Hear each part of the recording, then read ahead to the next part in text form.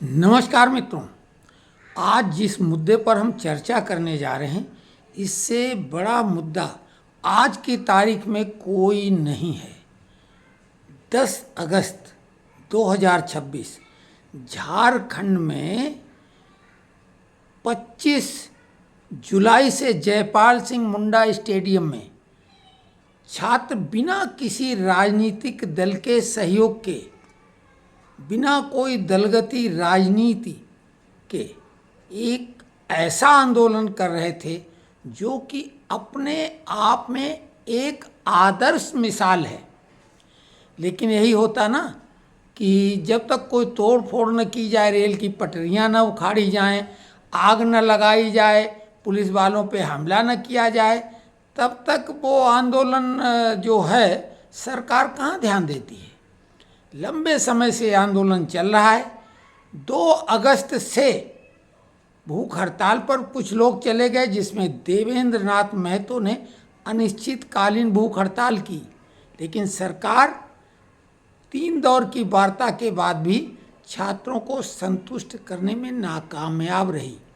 जंतर मंतर पे भी आंदोलन चला था, लेकिन वो जिसे बहुत ज़्यादा हाइप दी गई, बहुत प्रचार किया गया, लेकिन उसमें कोई भी छात्र ऐसा नहीं था जिसको वाकई में छात्र कहा जाए, नेहा बोरा को छोड़कर। लेकिन वो नेता हैं, छात्र कम नेता ज़्यादा, क्योंकि जेएनयू में तो वो नेतागिरी करते हैं, पढ़ाई लिखाई से उनका दूर दूर तक कोई मतलब होता नहीं है। बाकी जो अभिजीत दीप के अमेरिका में थे, जेनजी के नाम पे आगे, जबकि वो जेनजी नहीं है। उसके अलावा सौरभ दास हों, रंका हों, जो भी लोग थे, उन्हें कोई छात्रों से लेना देना नहीं। लेकिन छात्र राजनीति करने आ गए, राजनीतिक दल पहुंच गए, फिल्मी अभिनेता अभिनेत्रियां पहुंच गईं, और अखबारों में जाने कितने बड़े बड़े लेख लिखा गया, महाक्रांति और उन्होंने संसद पे जो मार्च किया था उसमें पुलिस वाले अनगिनत संख्या में घायल हुए, जिसमें 140 पुलिस वाले ऐसे घायल हुए जिन्हें अस्पताल में भर्ती होना पड़ा। तो ये एक वो आंदोलन था। और ये आंदोलन जब वार्ता विफल रही तो उनकी 10 अगस्त को प्रस्तावित मार्च था विधानसभा के लिए, और उन्होंने वो किया। बहुत तगड़ा इंतजाम किया गया, ऐसा अभूतपूर्व इंतजाम शायद कभी न देखा गया हो। कटीले तार लगाए गए, ये बोलते थे किसानों को रोका गया था कटीले तार लगा के, लेकिन ये तो छात्र थे, वो भी शांतिपूर्ण, हाथ में कुछ भी नहीं, न पत्थर न कोई डंडा।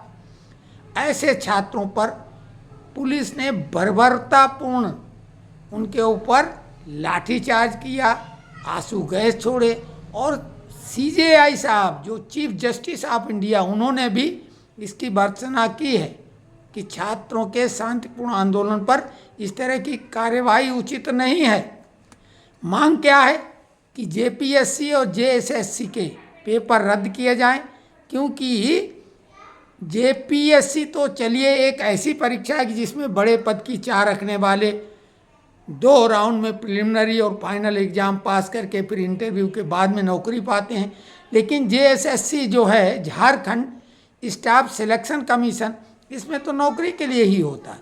तो इसमें तो ये बेची गई नौकरियां, कुछ लोगों ने पूरे अपने परिवार रिश्तेदारों को लगवा ली, और जो जेन्युइन छात्र थे वो उनको नौकरी नहीं मिल पाई।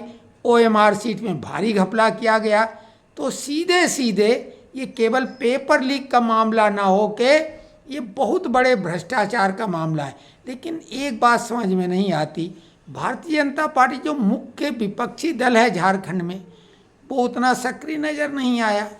जबकि आपने जंतर मंतर पर देखा था, भाई आप डायरेक्ट नहीं तो इनडायरेक्ट में दबाव तो सरकार पे छात्रों की तरफ से डाल ही सकते हैं, वहाँ जाए बिना। लेकिन ऐसा नहीं हुआ, और हेमंत सरकार अपनी मनमानी कर रही है। अब आगे देखते हैं कि मामला एक कोर्ट कचहरी भी जा सकता है, कोई जो है इसमें पब्लिक लिटिगेशन लगा सकता है, ये हमें उम्मीद है। पीआईएल कोई न कोई लगाएगा वकील। तो ये मामला है। लेकिन हम जो बात कहने जा रहे हैं कि ये जो पेपर लीक का मसला बनता है, विशेषकर जो बड़े एग्ज़ाम हैं कमीशन वाले, और यूपीएसएससी यूपीएससी या नीट या इसके समकक्ष जो और रहते हैं एंट्रेंस एग्जाम, पेपर लीक के लिए हमने ये कहा था, क्या आंदोलनकारियों के पास कोई समाधान है ठोस? जैसे उसमें कॉकरोच आए थे, फिर उनके सपोर्ट में जो विपक्षी राजनीतिक दल आए थे, प्रबुद्ध लोग आए थे, चाहे वो पत्रकार हों या तथाकथित बुद्धिजीवी हों या खुद सरकार हो। सरकार ने एक कानून जरूर बना दिया, सख्त कानून बना दिया, उसमें जो है सज़ा का प्रावधान अधिकतम 10 साल का है और 10 करोड़ रुपए तक का जुर्माना है, लेकिन इससे कोई फर्क नहीं पड़ने वाला। पेपर लीक होते थे, हो रहे हैं और आगे भी होंगे, क्योंकि भ्रष्टाचार तो हर डिपार्टमेंट में व्याप्त है, उसमें कोई कमी नहीं आई। हमने एक सुझाव दिया था, क्योंकि हमने ये जो भी आप मांग उठा रहे हैं तो उसका कोई समाधान भी तो आप बताएं सरकार को। हमने 100% गारंटी के साथ समाधान दिया था कि नीट पेपर या जिस पेपर को आप हमारे पैटर्न में करवाएंगे, जो हम सुझा रहे हैं, तो पेपर बनाने वाला भी पेपर लीक नहीं कर पाएगा। तैयारी के लिए किसी कोचिंग इंस्टीट्यूट जाना नहीं पड़ेगा, यानी 1 रुपया भी खर्च नहीं करना पड़ेगा, और अभाव वाला या जिसके पास बहुत साधन है, दोनों को समान अवसर मिलेंगे। गांव शहर का भी भेद खत्म ही हो जाएगा। तो हमारी बात को शुरू में तो बिल्कुल नकारा गया और हमने कहा था हमारा एल्गोरिदम खत्म हो गया है, और वो बात अब प्रूव हो गई। मेटा के फाउंडर ने खुद स्वीकार लिया कि हाँ ऐसा होता है।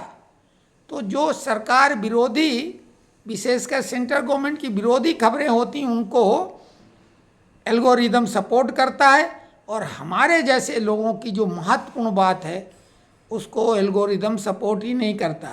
बहुत प्रयास किए, लेकिन जैसी अपेक्षा थी वैसी हमारी बात आगे नहीं पहुंची। हम फिर से बात आपके माध्यम से आगे बढ़ाना चाहते हैं, जो भी ये वीडियो यहाँ तक देख चुका है, कि हमारे पास 100% चैलेंजिंग वे में नीट पेपर या जिस पेपर में भी वो पैटर्न लागू कर दोगे, वो पेपर बनाने वाला भी लीक नहीं कर पाएगा।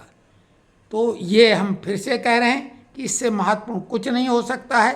हंगामा खड़ा करना मेरा मकसद नहीं, मेरी कोशिश है ये तस्वीर बदलनी चाहिए। तो ये हालात बदलने की बात है कि अगर समस्या का समाधान नहीं तो फिर बात करना ही बेकार है, लेकिन अगर समाधान है तो फिर आपकी बात जायज़ है। और हम समाधान की बात कर रहे हैं, क्योंकि ये पक्ष विपक्ष का मसला नहीं है। वहाँ भाजपा केंद्र सरकार में थी तो आपने उनके खिलाफ आंदोलन किया, अब हिमाचल में झारखंड में, कर्नाटका में पेपर लीक हो रहे हैं और सीटें बेची जा रही हैं। बहुत ही तकलीफदेह है। और छात्रों ने जिस धैर्य के साथ एक वाकई में जो गांधी स्टाइल में आंदोलन होता था, सत्याग्रह, उसका उन्होंने एक बहुत बड़ा उदाहरण अभी तक दिया है। अब आज के बाद आंदोलन क्या शक्ल लेता है, क्योंकि तमाम कोशिशों के बाद, लाख कोशिशों के बाद भी छात्रों को पुलिस नहीं रोक पाई और वो विधान सभा के परिसर में प्रवेश कर गए और वहीं बैठे हुए हैं धरना में। अब आगे क्या होता है ये देखने की बात है, लेकिन हम फिर से कह रहे हैं कि हमारे पास 100% समाधान है किसी भी पेपर का। हाँ, अभी उसमें एक बात और आगे आई कि अगर OMR सीट है तो उसमें हेरफेर संभावित फिर भी रहेगा, तो OMR सीट का भी हम समाधान 100% देंगे। ऐसा नहीं कि समाधान हम केवल एक कोने वाला देंगे, समस्या कोई भी हो हम उसका समाधान देंगे, ये हमारी गारंटी है।